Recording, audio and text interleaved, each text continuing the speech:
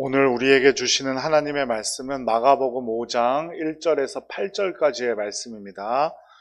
신약성경 59쪽 전후에서 찾으시면 되겠습니다. 마가복음 5장 1절에서 8절까지의 말씀 함께 봉독해 올리겠습니다. 예수께서 바다 건너편 거라사인의 지방에 이르러 배에서 나오심에 곧 더러운 귀신 들린 사람이 무덤 사이에서 나와 예수를 만나니라. 그 사람은 무덤 사이에 거처하는데 이제는 아무도 그를 쇠사슬로도 맬 수 없게 되었으니 이는 여러 번 고랑과 쇠사슬에 매었어도 쇠사슬을 끊고 고랑을 깨뜨렸음이러라. 그리하여 아무도 그를 제어할 힘이 없는지라. 밤낮 무덤 사이에서나 산에서나 늘 소리 지르며 돌로 자기의 몸을 해치고 있었더라. 그가 멀리서 예수를 보고 달려와 절하며 큰 소리로 부르짖어 이르되 지극히 높으신 하나님의 아들 예수여, 나와 당신이 무슨 상관이 있나이까? 원하건대 하나님 앞에 맹세하고 나를 괴롭히지 마옵소서 하니, 이는 예수께서 이미 그에게 이르시기를 더러운 귀신아 그 사람에게서 나오라 하셨음이라. 아멘. 오늘 하루도 수고 많으셨습니다. 주님께서 여러분과 함께 하실 줄로 믿습니다. 옆에 분들과 함께 인사 나누죠. 사랑합니다. 축복합니다. 오늘 하루도 수고 많으셨습니다. 예수님은 쉴 틈 없이 바쁘셨던 것 같습니다. 호수에서 바람과 파도를 잠잠케 하시고 곧바로 그 게네사렛 호수를 건너서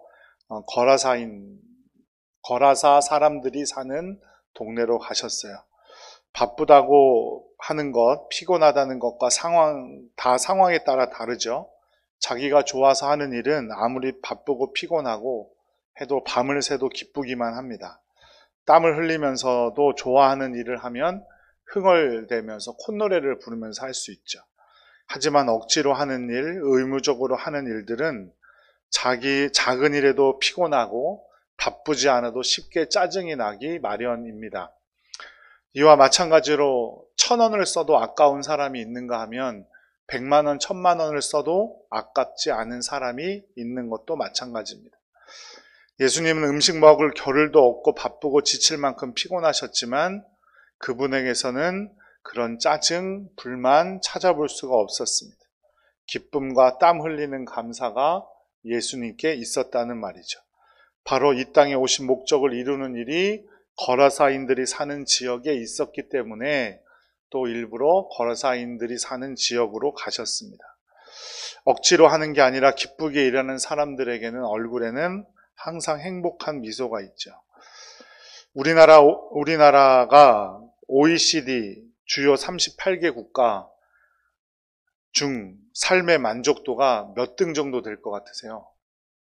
우리나라 사람들이 삶에 만족한다 라고 말하는 사람들이 38개국 중에, 그러니까 상위권에 있는 38개국 중에 우리나라가 33등. 이것이 문제예요. 경제적인 형편은 점점 더 상대적인 거지만 옛날에 비해서 점점 좋아지고는 있는데 삶의 만족도는 점점 낮아진다는 겁니다. 38개국의 점수 평균이 6.7점인데 우리나라가 6.1점이에요. 열심히 일해도 많은 돈을 벌지만 더 중요한 것은 삶의 만족함이 있어야겠죠. 예수님께서는 너무 피곤하셔서 큰 광풍이 일어난지도 모르고 잠들어 있을 때 제자들은 배에 물이 들이치는 것을 보고 두려워 떨었습니다. 그 소리에 예수님께서 깨어서 바람을 꾸짖으시며 바다더러 잠잠하라, 고요하라 라고 명령하심으로 제자들을 도왔죠. 그 난리 가운데 거라사인 지방에 도착했는데 도착하자마자 더러운 귀신 들린 사람이 기다리고 있었습니다. 2절, 3절 말씀 함께 읽어보겠습니다. 배에서 나오심에 곧 더러운 귀신 들린 사람이 무덤 사이에서 나와 예수를 만나니라. 그 사람은 무덤 사이에 거처하는데 이제는 아무도 그를 쇠사슬로도 맬 수 없게 되었으니. 여기서 우리는 귀신 들린 사람에 대한 몇 가지 정보와 특징을 알 수 있습니다. 첫 번째는 더럽다는 겁니다. 귀신 들린 사람의 특징은 더럽습니다. 옷차림도 더럽고 생각도 더럽고 그 마음은 더욱 더럽죠. 더러운 말을 하고 더러운 생각을 합니다. 이것이 바로 귀신 들린 사람들의 특징입니다. 두 번째, 이 귀신 들린 사람은 무덤에서 살고 있었습니다. 무덤은 죽음을 상징하는 곳이고 생명이 끝나는 곳이죠. 죽은 시체가 누워있는 곳이 무덤인데 무덤은 살아있는 곳이 아니며 사람들이 가고 싶어하는 곳도 아닙니다. 귀신들이 살고 있는 곳이 바로 무덤이죠. 이 무덤을 좀 더 살펴볼 필요가 있습니다. 당시 거지나 정신 이상자들이 무덤가에서 사는 일은 보기 드문 일이 아니었습니다. 왜냐하면 당시 무덤은 큰 방처럼 굴이었잖아요. 그죠? 우리처럼 땅에 묻는 게 아니고 굴이었는데 큰 방 2개로 이루어져 있었습니다. 첫 번째 방은 장례를 준비하고 이런 향유를 준비하고 이런 것들을 준비하는 방이고, 두 번째 방은 공간을 더 크게 넓게 한 뒤 돌로 침대를 만들어 놓고 그 위에 시신을 놓았어요. 장례 후 1년 정도가 돼서 부패가 진행되고 나면 그 뼈를 수습해서 유골함에 담아두고 빈 무덤은 나중에 다른 가족이 생기면 세상을 떠나면 다시 사용했습니다. 그래서 부자들은 한 사람에 해당하는 무덤을 계속 땅을 넓혀가면서 한 사람이 쓴 무덤을 쓰지 않을 수는 있었지만 보통 사람들은 그 무덤을 계속 활용을 하는 거예요. 그래서 만약에 내가 우리 집안에 누가 돌아가셔서 그 무덤을 쓰고 있는데 또 누가 돌아가셨다. 그러면 옆집 무덤 빌려 쓰기도 하고 그런 식으로 무덤을 사용했다 이 말이에요. 그러니까 각 방은 사람들이 드나들 수 있는 큰 방처럼 되어 있고 당시 지형상 많은 굴을 활용했죠. 그래서 마을에서 추방당한 사람들은 이 묘실의 첫 번째 방, 시신을 눕혀놓지 않았던 그 방에서 살던 경우가 많았다는 거예요. 마을에서 추방당한 사람들이 어떤 사람들이에요? 나병 환자, 정결치 못한 병을 앓고 있는 여인들, 피부병을 앓고 있는 사람들, 귀신 들린 사람, 이런 사람들. 그래서 유대인들은 죽음을 상징하는 무덤을 불경건하고 정결하지 못한 장소로 여겼습니다. 그래서 사회적으로 소외된 사람들이 자신의 피난처로 삼은 곳이 바로 무덤입니다. 밤낮 무덤가에서 소리를 지르면서 자신의 몸을 해하던 귀신 들린 사람이 예수님을 만났죠. 예수님은 그를 내버려 두지 않고 그 안에 들린 귀신을 내쫓아 주셨어요. 세 번째, 이 귀신 들린 사람의 특징은 뭡니까? 사람들이 붙잡아도 감당할 수 없을 만큼 힘이 세다는 겁니다. 쇠사슬로 묶어 놓아도 쇠사슬을 끊어버릴 정도였대요. 이상한 초자연적인 힘이 그에게 있습니다. 10사람이 달라붙어도 감당할 수가 없었고 또한 잠을 자지 않았고, 이런 사람이 바로 귀신 들린 사람의 특징입니다. 혹시 보신 적 있으세요? 귀신 들린 사람. 그냥 정신병자 말고 진짜로 귀신 들린 사람. 저는 딱 한 번 본 적이 있습니다. 그 누구도 제어할 수 없고 오늘 말씀에 딱 맞아떨어져요. 더럽고. 지금은 인천에 가면 지금은 그 인천시 우리 엊그제 다녀온 세종은하수공원처럼 그런 식으로 만들어 놓은 인천시의 공원 묘역이 되었는데, 옛날에는 거기가 그냥 공원 묘지였거든요. 그냥 막 사람들 갔다 오면 맨날 발견되면 거기서만 발견돼요. 애가 없어졌어요. 막 찾아요. 부모님들이 찾겠죠. 찾으면 꼭 거기서 찾아요. 무덤에서. 또 힘이 또 엄청 세요. 경찰관들이 4명이 붙들어도 걔를 감당할 수 없는 우리 교회 친구였어요. 참 안타까운 일이죠. 마태복음 5장 4절 5절 말씀을 보면 귀신 들린 사람의 특징이 또 나오는데 밤낮으로 무덤과 언덕, 산을 돌아다닌다는 거예요. 잠을 자지 않고 집 밖으로 나와서 방황하며 돌아다녀요. 사람은 저녁이 되면 집으로 돌아와야 합니다. 밤늦게까지 밖에 돌아다니면 안 돼요. 육신이 쉬지도 못할 뿐더러 그 삶이 어두움에 사로잡히게 됩니다. 그래서 우리 자녀들 너무 늦게 다니는 것 그렇게 좋지 않은 겁니다. 위험하기도 하지만 그 삶이 피폐해지기 때문이에요. 그리고 그 귀신 들린 사람은 돌로 자기 몸을 자해합니다. 그냥 벽에 박고 옷을 찢기도 하고 자기 몸을 칼로 긁고 스스로 목숨을 끊기도 합니다. 목적도 방향도 없이 살아가는 사람과도 같죠. 이런 사람들이 타락하고 불법을 행하고 도덕이나 윤리도 양심도 팽개치게 됩니다. 용돈을 주지 않는다고 아버지를 죽이고 어머니를 죽이는 페류나들, 또 이들은 기준을 잃어버리고 정신을 잃어버린 귀신 들린 사람과 마찬가지입니다. 순간순간을 감정대로 살아가는 사람들, 마찬가지입니다. 이처럼 인간이 인간 되기를 포기한 사람들, 귀신 들린 사람하고 똑같습니다. 이런 세대를 가리켜 성경은 악하고 음란한 세대라고 말했습니다. 그런데 이 귀신 들린 사람이 예수님이 가까이 가니까 멀리서 예수님을 보고 달려왔습니다. 귀신들도 예수님을 잘 알아본다는 거죠. 멀리서도 보고서도 알아봤어요. 마찬가지로 귀신 들린 사람, 성령 충만한 사람들을 잘 알아봅니다. 그래서 은혜 넘치는 자리에는 꼭 귀신들의 역사가 있어요. 은혜를 많이 받는 수련회나 기도원 집회는 꼭 방해하는 세력들이 존재하기 마련입니다. 조심해야 돼요.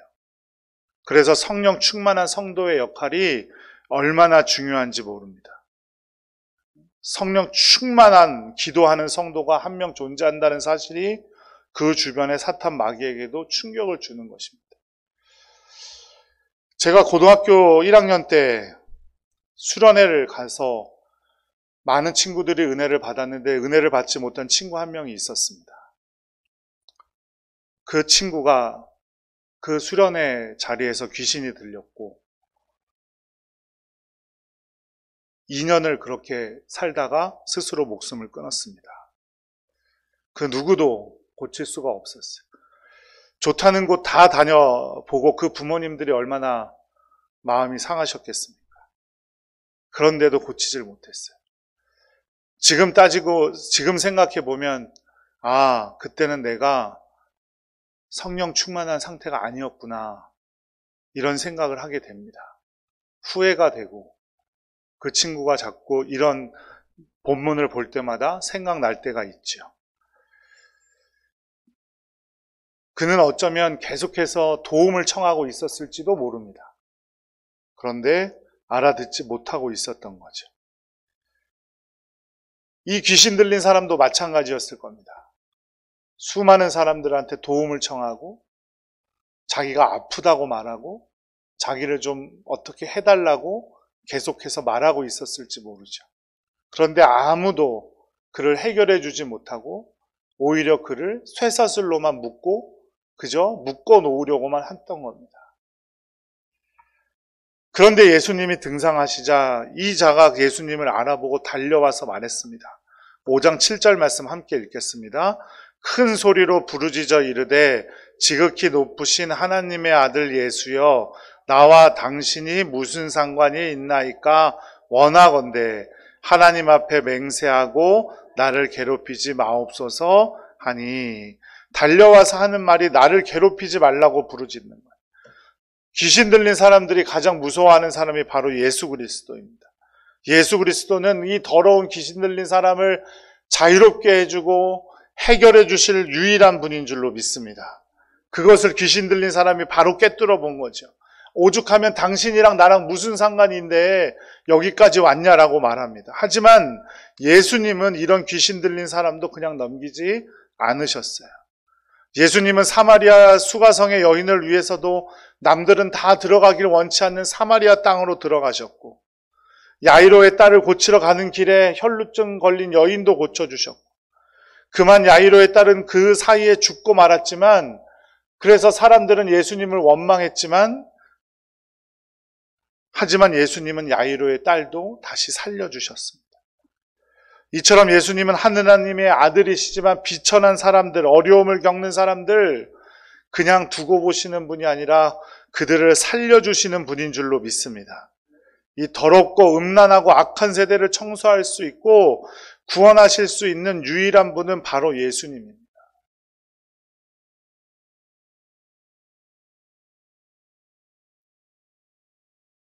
초등학교 6학년 남자아이들의 91%가 핸드폰을 통해서 성인 음란물을 본 적이 있대요. 91%, 10명이면 9명. 제가 오늘 그 설문조사를 보고 좀 충격을 받았어요. 저도 상당히 이 세상이 악하다고 많이 생각하고 있었는데, 생각한 것보다 더 악한 것 같아요. 이 세상에서 우리를 구원해 주실 수 있는 분은 바로 예수님인 줄로 믿습니다. 서울의 한 대형 교회에서 홍익대학교, 유명한 거 아시죠? 대학생들이 잘 노는 곳으로 유명한 곳이 바로 홍대 앞에 클럽들인데, 클럽이 끝나는 시간인 아침 6시부터 시작되는 저녁 5시까지를 빌려서 하루 2번 예배를 드렸습니다. 아침에 6시에 도착하면, 교회 청년들이 도착하면 술에 토하고 난장판이 된 곳을 한두 시간 청소하고, 그리고 400여 명의 믿음의 청년들이 모여서 찬양하고 예배를 드리고 하루에 2번씩 그렇게 아침 6시부터 저녁 5시까지 그 장소를 사용했습니다. 클럽은 보통 소리가 밖으로 잘 나가지 않잖아요, 시끄럽게. 그러니까 크게 소리 지르며 기도하고 찬양을 해도 아무도 방해하는 사람이 없었어요. 그곳에 모인 청년들이 죽을 힘을 다해 찬양하고 통성으로 기도하고 예배를 드렸어요. 밤새도록 그곳을 사로잡고 있던 음란의 영들을 몰아내고 그 악한 영이 있는 곳을 파고들고자 하는 목적이었어요. 한두 번이 아니라 그 교회에서 몇 달 동안 그렇게 지원을 했어요. 그렇다고 그 클럽이 문을 닫고 그곳에서 밤새 술에 취해 춤을 추고 음란을 즐기던 사람들이 사라진 것은 아니죠. 하지만 저는 참으로 의미 있는 행사였다고 생각합니다. 음란의 영들이 제일 두려워하는 건 바로 예수 그리스도입니다. 예수 그리스도의 이름으로 함께 모여 예배하고 예수님을 찬양하는 자리가 점점 늘어나야 하죠. 더러운 귀신 들린 사람들, 아무런 목적 없이 이 땅을 살아가고 있는 사람들, 이 세상이 무엇인지도 모른 채 이 악한 세상의 가치에 휩쓸려 가고 있는 사람들, 그런 사람들 예수님 무서워합니다. 또 예수님 제대로 믿고 있는 사람들 무서워합니다. 그러니 자신감을 가지고 그들이 있는 곳으로 기독교인들이 들어가야 합니다. 세상 사람들은 우리를 무서워해요. 그래서 더 높은 기준으로 우리에게 적용하죠. 그죠? 꼭 그렇죠. 자기들도 그렇게 하지 않으면서 너는 교회 다니면서도 그것도 안 하냐? 이런 식으로 말을 해요. 그러니 세상 사람들 속으로 들어가서 주님을 찬양하는 모습을 보여주고 주님의 영으로 가득한 우리의 모습을 보여주는 것 꼭 필요한 일입니다. 오늘 본문에 귀신 들린 사람의 모습을 보십시오. 뭐라고 했습니까? 멀리서도 알아봤고 달려와서 엎드려 절했다는 겁니다. 오직 예수 그리스도 뿐인 줄로 믿습니다. 우리는 그 예수님을 믿고 있으며 우리가 예수님을 진정으로 제대로 믿을 때 우리에게 그 예수의 능력이 우리에게 있는 줄로 믿습니다. 우리한테는 예수 그리스도의 이름이라는 능력이 있습니다. 그러니 자신감을 가져야 하고 우리가 온 세상을 위해서도 예수를 똑바로 믿어야 합니다. 사람을 쇠사슬로 묶는 것을 상상해 보세요. 얼마나 끔찍한 일입니까? 어떤 죄를 지어야 쇠사슬로 사람을 묶겠습니까?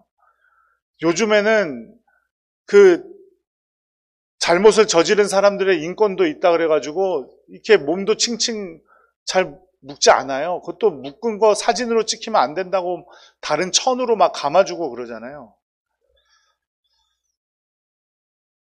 귀신 들려서 그를 제어할 수 있는 사람이 아무도 없었다는 거죠. 게다가 스스로 몸을 해하고 있었습니다. 우리는 바늘 하나 실수로 찔려도 얼마나 아픕니까? 그런데도 그는 자신도 모른 채 자신의 몸을 해하고 있었습니다. 스스로 자신을 통제하지 못하는 그 사람에게 자유함을 주신 분이 바로 예수 그리스도이십니다. 예수님은 귀신 들린 자를 치유하실 때 귀신에게 이름을 물으셨습니다. 이에 귀신은 군대라고 대답했어요. 군대란 헬라어로 레기온이라는 뜻입니다. 레기온이라는 단어입니다. 로마 병사들의 한 군단이 약 6,000명이었어요. 그럼 이처럼 많은 귀신이 사로잡고 있었으니 자신의 몸까지 해하고 있는 그런 지경까지 이른 겁니다. 예수님은 이 영혼을 만나시기 위해 거라사인의 지방으로 오신 거예요. 주님은 한 영혼에 관심이 있으신 분입니다. 몸이 피곤하고 풍랑이인지도 모른 채 배에서 잠들 정도로 피곤하고 그래도 한 영혼을 위해 최선을 다하시는 분이 우리 주님이신 줄로 믿습니다. 사실 귀신 들린 사람의 모습은 어쩌면 이 악한 세상 속에서 살아가는 사람들의 모습과도 같을 수 있습니다. 하나님을 떠난 인간의 모습들, 자기 통제가 불가능하고 죄가 죄인지를 모르고 살아가고 예수님은 그런 인생들을 위해서 이 땅에 오셨습니다. 사람을 장악하고 인생을 파멸하는 사탄 마귀의 소나기에서 우리를 구원하시기 위해 이 땅에 오신 거죠. 쓰레기가 있고 뭔가 찌꺼기가 있는 곳에 바퀴벌레가 모여들듯이 죄와 상처가 많은 곳에 귀신들이 틈타고 하나님과 가까워지려는 마음들 사이에 귀신들이 틈타고 그래서 앞서 보았듯이 귀신들의 특징은 더러움입니다. 하나님의 역사는 거룩하지만 귀신의 역사는 더러운 것입니다. 그러니 거룩함으로 깨어있는 복된 성도들 되시기를 간절히 축복합니다. 예수님의 말씀에 귀신들은 고통스러워하며 뭐라고 했습니까? 돼지떼로 들어가게 해달라고 간청했습니다. 예수님이 허락하시자 돼지떼로 들어간 귀신들은 바다를 향하여 돌진했고 모두 물에 빠져 죽고 말죠. 그러자 돼지를 키우던 사람들이 이 일을 보고는 예수님을 그 지방에서 쫓아내려 했습니다. 당시 돼지는 이방인들, 특별히 로마인들에게는 고가로 팔리던 음식 재료였어요. 하지만 유대인들은 부정한 짐승으로 먹지 못하는 음식이었죠. 이 돼지를 키우는 사람들은 어쩌면 당연히 한 영혼을 살리신 것보다 자신의 2,000마리의 돼지가 죽은 것이 그 경제적인 손해가 훨씬 더 크게 느껴질지 모릅니다. 하지만 우리 주님께서는 그런 거 계산하지 않으시고 한 영혼을 건지시기 위해 살리시기 위해 일하셨다는 사실을 우리는 잊지 말아야 합니다. 그리고 우리도 예수님을 진정으로 따르고 있는 사람들이라면 한 영혼을 위해 살아야 합니다. 복음의 자리에 영혼을 초대하기 위해 많은 노력과 희생을 감당할 준비가 되어야 합니다. 그래서 어떤 분들은 전도하기 위해 반찬을 만들어서 가져다 주기도 하고 열심히 식사 대접을 하기도 하고 선물을 하기도 하고 이런 노력과 희생을 당연하게 우리가 받아들이는 이유는 무엇입니까? 예수님이 그렇게 사셨기 때문입니다. 사람은 돈과 끊을 수는 없는 관계이지만 돈의 많고 적음을 떠나 돈이 내 인생을 결정하지 못하도록 하고 예수님의 본을 따라 생명의 최고로 여겨야 합니다. 생명을 최고로 여기고 이 땅에 오신 예수님을 따라서 우리도 그렇게 살아가야 할 것입니다. 예수님은 아무리 피곤한 상황 속에서도 생명의 역사를 위해서 자리를 옮기셨어요. 그런 예수님을 따라 살아가는 우리들에게도 반드시 생명의 역사가 일어나고 분명히 보게 될 줄로 믿습니다. 그러니 한 영혼을 귀하게 여기는 여러분들 되시기를 간절히 축복합니다.